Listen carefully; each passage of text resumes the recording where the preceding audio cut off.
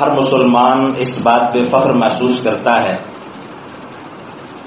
کہ وہ رسول اللہ صلی اللہ علیہ وسلم کا امتی ہے اور اسے اپنے پیارے حبیب صلی اللہ تعالی علیہ وسلم سے محبت ہے. لیکن اس امت کے تمام طبقات میں سب سے افضل درجہ جن مقدس ہستیوں کو حاصل ہوا وہ صحابہ کرام علیہم الرضوان ہیں، جن کا نہ صرف یہ کہ اللہ نے خود اپنے پیارے حبیب صلی اللہ علیہ وسلم کی صحبت کے لیے انتخاب فرمایا، بلکہ قرآن کریم کی روشنی میں اگر دیکھا جائے تو اللہ تعالیٰ نے انہیں بہت سارے اعزازات اور اکرامات سے نوازا ہے. صحابہ کرام وہ ہستیاں ہیں جنہوں نے رسول اللہ صلی اللہ علیہ وسلم کی ایمان کی حالت میں آپ کی زیارت کی، آپ کی صحبت انہیں نصیب ہوئی اور پھر ایمان کی حالت میں وہ اس دنیا سے تشریف لے گئے.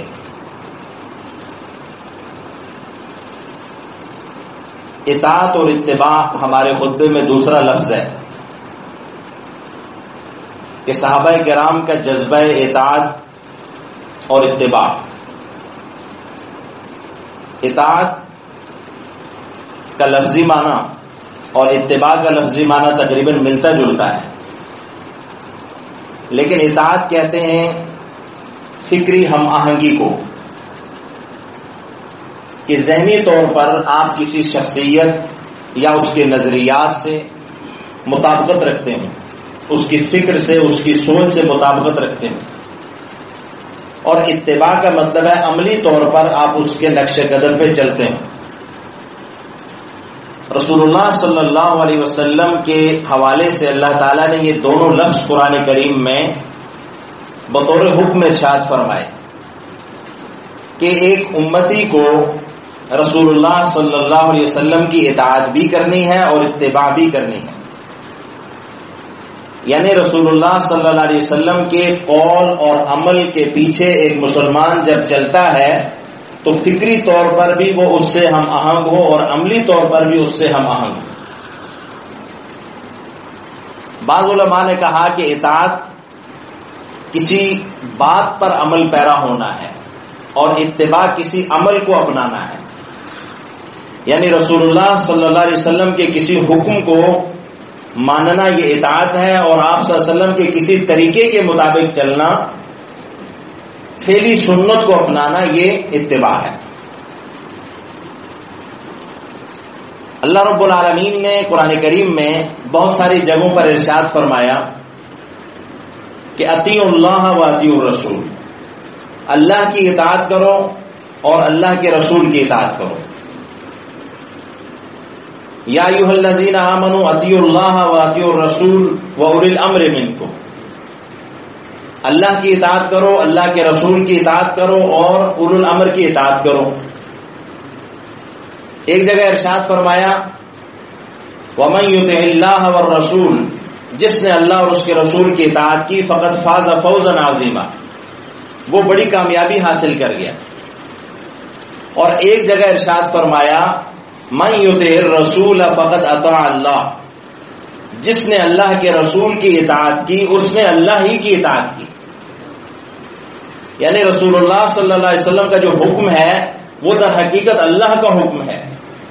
رسول اللہ صلی اللہ علیہ وسلم کی فرمانبرداری یہ دراصل اللہ کی فرمانبرداری ہے، اور آپ صلی اللہ علیہ وسلم کی نافرمانی یہ اللہ کی نافرمانی ہے. اس لیے دونوں کوئی الگ چیزیں نہیں ہیں، چونکہ رسول اللہ صلی اللہ علیہ وسلم نے جو حکم دیا وہ اللہ کا حکم تھا. اور اتباع کے حوالے سے بھی اللہ رب العالمین ارشاد فرماتے ہیں قل ان کنتم تحبون اللہ، میرے حبیب آپ اپنے امت والوں سے کہہ دیں کہ اگر تمہارا یہ دعویٰ ہے کہ تم اللہ سے محبت کرتے ہو تو فاتبعونی، تو پھر تمہیں مجھ رسول اللہ صلی اللہ علیہ وسلم کی اتباع کرنی پڑے گی. جب تم میری اتباع کرو گے تو یحببکم اللہ، تو اس کے نتیجے میں اللہ بھی تم سے محبت کرے گا. وَيَغْفِرْ لَكُمْ ذُنُوبَكُمْ، اور اللہ تمہارے گناہوں کو بھی بخش دے گا. یعنی رسول اللہ صلی اللہ علیہ وسلم کی اتباع کے دو فائدے ہیں. ایک یہ ہے کہ اتباع کرنے والے کو اللہ کی محبت نصیب ہوگی، تو معلوم ہوا کہ اطاعت اور اتباع رسول کے بغیر اللہ کی محبت کا حصول ناممکن ہے. اور دوسری بات یہ ہے کہ اس اطاعت اور اتباع کے نتیجے میں اللہ تعالیٰ انسان کی بخشش فرمائے گا. سامعین محترم، اطاعت ہو یا اتباع ہو، صحابہ کرام علیہم الرضوان وہ شخصیات ہیں جنہوں نے اطاعت اور اتباع کا وہ حق ادا کیا کہ امت کا کوئی اور انسان اس درجے کو پہنچ ہی نہیں سکتا. اور پہنچے بھی کیسے؟ اللہ رب العالمین صحابہ کرام کے بارے میں فرماتے ہیں کہ وَأَلْزَمَهُمْ كَلِمَةَ التَّقْوَى وَكَانُوا أَحَقَّ بِهَا وَأَهْلَهَا. یہ وہ لوگ ہیں جن کے لیے اللہ نے تقوی کو لازم کر دیا اور یہ اس کے حقدار بھی تھے. اور ایک جگہ اللہ رب العالمین نے جب صحابہ کرام علیہم الرضوان کی تعریف جہاں کی، بہت سارے مقامات ایسے ہیں وہاں اللہ رب العالمین مثلا سورہ احقاف کے آخر پہ اگر ہم پڑھیں تو اللہ تعالیٰ نے فرمایا کہ محمد الرسول اللہ، محمد صلی اللہ علیہ وسلم اللہ کے رسول ہیں، اور والذین معہ اشداء علی الکفار رحماء بینہم، جو آپ کے ساتھی ہیں، آپ کے صحابہ ہیں، کفر کے مقابلے میں بڑے سخت ہیں، رحماء بینہم آپس میں بڑے رحم دل ہیں، تراہم رکعا سجدا، تم نے دیکھو گے کہ وہ جب بھی آپ انہیں دیکھیں وہ رکوع اور سجدوں میں ہوں گے، اللہ کی عبادت میں مصروف ہوں گے. یبتغون فضلا من اللہ ورضوانا، اور اللہ کا فضل، اس کے فضل کے متلاشی ہوں گے. سیماہم فی وجوہہم من اثر السجود، ان کی عبادت کے اثرات ان کے چہروں سے بھی ظاہر ہوں گے. ایسی اتباع اور اطاعت کی رسول اللہ صلی اللہ علیہ وسلم کی کہ اللہ تعالیٰ نے اسے مثالی قرار دیا. کوئی ایسا موقع ایسا نہیں تھا کہ وہ خوشی کے لمحات میں یا آسانی کے دنوں میں وہ اطاعت اور اتباع میں آگے ہوتے تھے اور مشکلات میں پیچھے ہوتے تھے. بلکہ سامعین محترم، جتنی بھی رسول اللہ صلی اللہ علیہ وسلم کی 23 سالہ محنت ہے، اس میں اگر ہم دیکھیں تو آپ صلی اللہ علیہ وسلم کبھی ہمیں تنہا نظر نہیں آتے. ہر وقت آپ کے ساتھ صحابہ کرام آگے پیچھے دائیں بائیں قربانیاں دینے کے لیے، اطاعت اور اتباع کے لیے تیار نظر آتے ہیں. اور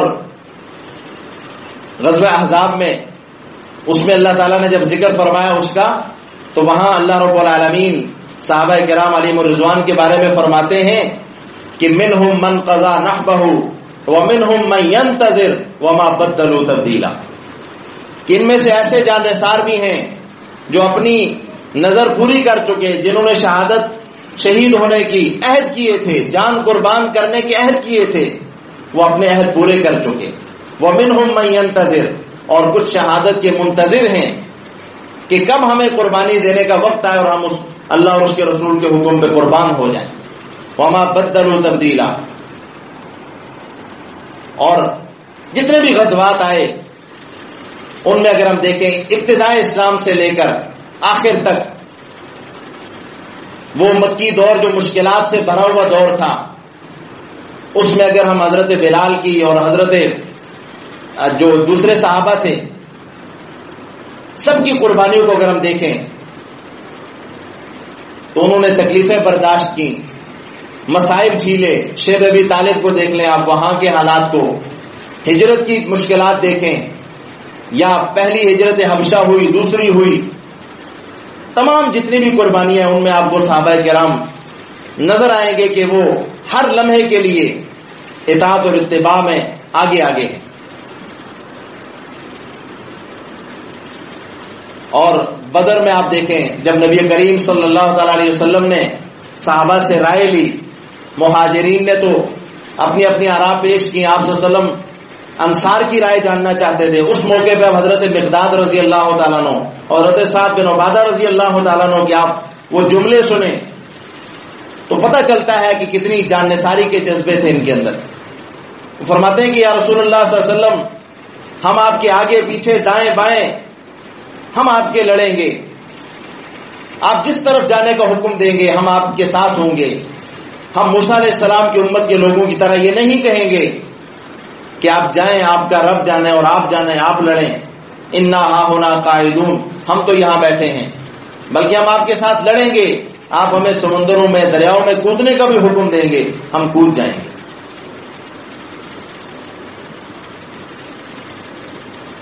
غزوہ خندق، غزوہ احزاب یا اس کے بعد غزوہ تبوک خاص طور پہ جو بڑی مشکلات سے بھرا ہوا غزوہ ہے، بڑی دور کا سفر، انتہائی گرمیاں اور مشکل قحط سالی کا دور، اس میں بھی آپ دیکھیں تو صحابہ کرام اپنی جان مال اولاد قربان کرتے نظر آتے ہیں. گھر کا سارا مال حضرت بکر صدیق رضی اللہ تعالیٰ عنہ پیش فرماتے ہیں، حضرت عمر آدھا مال پیش فرماتے ہیں، حضرت عبد الرحمن ابن عوف 40,000 دینار. یہ صحابہ کرام نے یہ نہیں دیکھا کبھی کہ ہم اپنے لیے یا ہمیں اس وقت یہ مشکل یہ حکم اپنانے میں مشکل درپیش ہے، معذرت کر لیتے ہیں.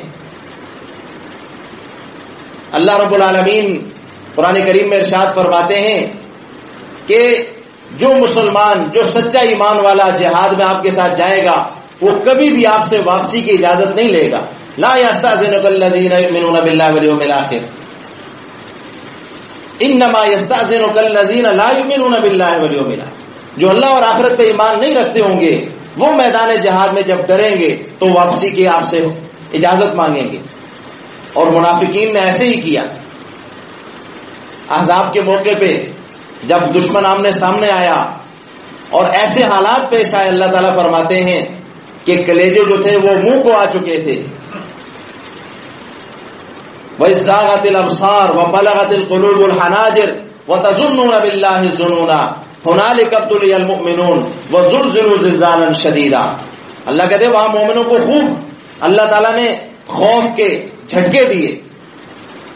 ایسے میں منافقین گھبرا گئے اور انہوں نے رسول اللہ صلی اللہ علیہ وسلم سے کہا ان بیوتنا عورہ، یا رسول اللہ میں واپس جانے کی اجازت ہے، ہمارے گھر کھلے پڑے ہیں، گھروں میں کوئی نہیں ہے. اللہ فرماتے ہیں وما ہی بعورۃ ان یریدون الا فرارا. ان کے گھر کھلے نہیں پڑے تھے، یہ تو بھاگنے کا بہانہ چاہتے تھے. اور جب وہ حالات دیکھے تو کہنے لگے ما وعدنا اللہ ورسولہ الا غرورا. ہمارے ساتھ تو دھوکہ ہو گیا، آج تو ہمیں ہماری جانوں سے ہمیں ہاتھ دھونے پڑیں گے.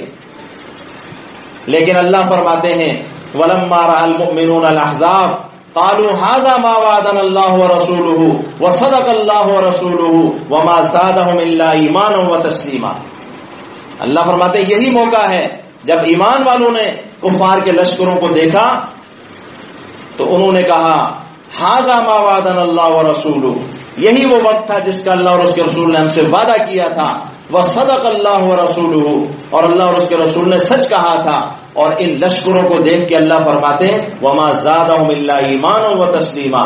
ان کی ایمان اور ان کی اطاعت اور اتباع میں مزید اضافہ ہو گیا. یہ فرق تھا سچے ایمان والوں میں اور منافقوں میں. تو سامعین محترم، اسی لیے اللہ تعالیٰ نے ایک جگہ نہیں کئی جگہوں پہ قرآن کریم میں صحابہ کرام علیہم الرضوان سے اپنی رضا کا اعلان فرمایا کہ رضی اللہ عنہم ورضوا عنہ والسابقون الاولون من المہاجرین والانصار والذین اتبعوہم باحسان رضی اللہ عنہم ورضوا عنہ. اللہ ان سے راضی ہو گیا. اس لیے اور یہ دیکھیں جب ہم شمائل پڑھتے ہیں رسول اللہ صلی اللہ علیہ وسلم کے تو صحابہ کرام ہمیں نظر آتا ہے کہ ان کی محبت رسول اللہ صلی اللہ علیہ وسلم سے اتنی زیادہ تھی کہ ہر ادا انہوں نے رسول اللہ صلی اللہ علیہ وسلم کے اپنے پاس محفوظ کی. یہاں تک بھی شمائل میں آتا ہے کہ انہوں نے آپ صلی اللہ علیہ وسلم کے داڑھی اور سر مبارک کے بال بھی گنے کہ کتنے بال سفید تھے. اتنا وہ غور سے آپ صلی اللہ علیہ وسلم کو دیکھتے تھے، آپ سے محبت کرتے تھے. عروہ بن مسعود الثقفی وہ کہتے ہیں کہ جب وہ حدیبیہ میں صلح حدیبیہ کے موقع سفیر بن کے آئے تھے، فرماتے ہیں میں نے دیکھا، میں نے بڑے بڑے بادشاہوں کو دیکھا، ان کے چاہنے والوں کو دیکھا، لیکن اللہ کی قسم جتنی محبت رسول اللہ صلی اللہ علیہ وسلم کے صحابہ اپنے پیغمبر سے کرتے ہیں، کسی بادشاہ کے چاہنے والے یا کسی سردار کے چاہنے والے اتنے نہیں کرتے کہ وہ ہر وقت صحابہ کرام حضور کی بات کو سننے کے لیے متوجہ بیٹھے ہیں۔ آپ وضو فرماتے ہیں، پانی نیچے نہیں گرنے دیتے، اسے بھی اٹھا کر اپنے جسموں سے ملتے ہیں۔ احد کے موقع پہ جب رسول اللہ صلی اللہ علیہ وسلم کے دندان مبارک جب آپ زخمی ہوئے تو وہ خون نیچے نہیں گرنے دے گیا، اسے چوس لیا، اسے پی لیا۔ کوئی یہ اطاعت اور اتباع کے اس مقام پہ کوئی امتی نہیں آ سکتا جو صحابہ نے حق ادا کیا اس کا، اس لیے کہ وہ اللہ کا انتخاب تھے، اللہ نے انہیں نبی کی صحبت کے لیے منتخب کیا تھا۔ اداؤں کو انہوں نے آپ صلی اللہ علیہ وسلم کی اداؤں کو بھی محفوظ کیا۔ حضرت علی کرم اللہ وجہ ایک مرتبہ سواری پہ سوار ہوتے ہیں، جب سوار ہوئے دعا پڑھی اور دعا کے بعد تھوڑا سا مسکرائے تو ایک چاہنے والے نے پوچھا کہ آپ مسکرائے کیوں؟ کہا میں نے ایک موقع پہ رسول اللہ صلی اللہ علیہ وسلم کو دیکھا تھا، آپ بھی سواری پہ جب سوار ہوئے دعا پڑھی تو کچھ مسکرائے تھے، میں نے کہا آج میں رسول اللہ صلی اللہ علیہ وسلم کی ادا کو زندہ کروں۔ بخاری شریف کی روایت ہے، حضرت عبداللہ بن عمر رضی اللہ تعالیٰ نے ایک موقع پہ چلتے چلتے راستے سے ہٹے ایک درخت کے نیچے جا کے بیٹھے، پھر واپس آ گئے۔ ساتھ والوں نے پوچھا کہ آپ نے ایسا کیوں کیا؟ کہا اس موقع پہ میں یہاں سے رسول اللہ صلی اللہ علیہ وسلم کے ساتھ گزرا تھا، آپ بھی کچھ دیر کے لیے وہاں جا کے بیٹھے تھے اور پھر واپس آئے تھے، میں نے رسول اللہ صلی اللہ علیہ وسلم کی سنت کو زندہ کیا۔ سامعین محترم، یہ ہے وہ جذبہ جو صحابہ کرام کے اندر اطاعت اور اتباع کا تھا۔ آپ دیکھیں حضرت حنظلہ رضی اللہ تعالیٰ عنہ، غسیل الملائکہ جنہیں کہتے ہیں، شادی ہوئی ہے اور ابھی جنابت کی حالت میں ہیں، اعلان ہوتا ہے جہاد کا اور اعلان سننے کے بعد نکل پڑتے ہیں، غسل بھی نہیں کیا، کا حکم ہے اللہ کے رسول کی، آواز میرے کانوں میں پڑی ہے اور اگر میں نے ذرا سے بھی تاخیر کر دی تو اللہ کو کیا جواب؟ یہ ہے وہ مقام جو ہم سن سکتے ہیں، سوچ سکتے ہیں، پڑھ کے لذت محسوس کر سکتے ہیں، لیکن ہمارے اندر یہ جذبہ پیدا ہونا یہ بہت بڑی بات ہے۔ تو اللہ تعالیٰ ہمیں صحابہ کرام علیہم الرضوان، اسی لیے اللہ نے قرآن میں فرمایا فَإِنْ آمَنُوا بِمِثْلِ مَا آمَنْتُمْ بِهِ فَقَدِ اهْتَدَوْا، تم صحابہ جیسا ایمان لائے تو تم ہدایت یافتہ ہو۔ معیار ہے صحابہ ایمان کا، معیار ہے اطاعت اور اتباع کا، معیار ہے۔ امتی سوچے کہ اطاعت اور اتباع کا یہ درجہ جب مجھے ملے گا تو میں سچا عاشق رسول کہلاؤں گا۔ اطاعت اور اتباع کے بغیر محبت کا دعویٰ وہ محض دعویٰ ہے، دعویٰ بغیر دلیل کے ہے۔ جب ہمارے اندر اطاعت اور اتباع آئے گی تو ہم سچے محبان رسول کہلائیں گے۔ اللہ تعالیٰ ہم سب کو عمل کی توفیق عطا فرمائے۔